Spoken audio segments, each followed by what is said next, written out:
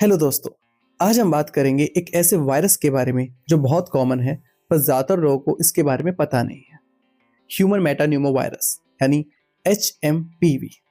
तो चलिए शुरू करते हैं। HMPV एक रेस्पिरेटरी वायरस है जो हमारे रेस्पिरेटरी सिस्टम को अफेक्ट करता है।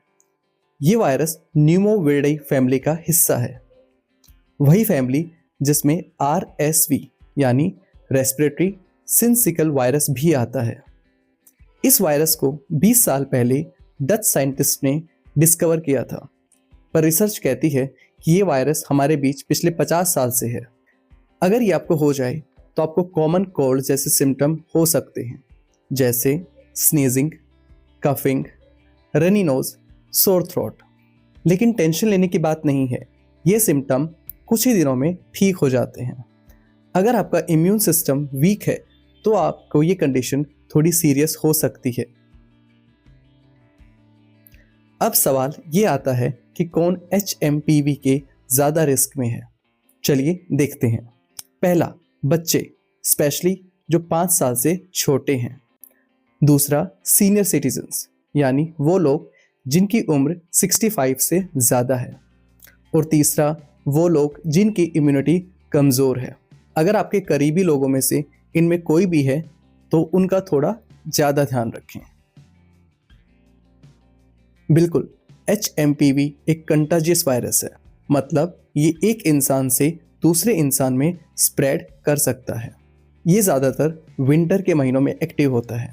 अब सवाल आता है कि स्प्रेड कैसे होता है।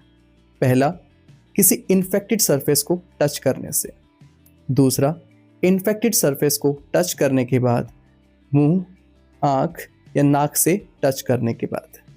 तीसरा, किसी इन्फेक्टेड पर्सन के संपर्क में आने से भी ये स्प्रेड हो सकता है। इसका इंक्यूबेशन पीरियड 3 से 6 दिन का होता है, मतलब एक बार एक्सपोजर होने के बाद इसके सिम्टम आने में 3 से 6 दिन लग जाते हैं। ज़्यादातर केसेस में HMPV के सिम्टम सिंपल होते हैं, जैसे कफिंग, नेसल कंजेशन, फीवर, सोर थ्रोट। लेकिन कुछ केसेस में ये सीवियर भी हो सकते हैं, जैसे निमोनिया, ब्रोंकाइटिस। अगर इनमें से कोई भी सिम्टम 10 दिन से ज़्यादा है तो आपको एक बार डॉक्टर से ज़रूर कंसल्ट करना चाहिए। एक इंटरेस्टिंग बात यह है कि HMPV वायरस और कोविड-19 के सिम्टम बिल्कुल एक जैसे हैं, जैसे sneezing, runny nose, fever, cold. और दोनों के दोनों वायरस स्प्रेड भी एक ही तरीके से होते हैं।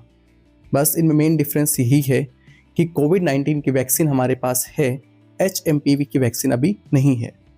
तो दोस्तों, ये था एक ओवरव्यू HMPV के बारे में। अगर आपको ये लेक्चर अच्छा लगा तो इसको लाइक करें, शेयर करें और चैनल को सब्सक्राइब करें।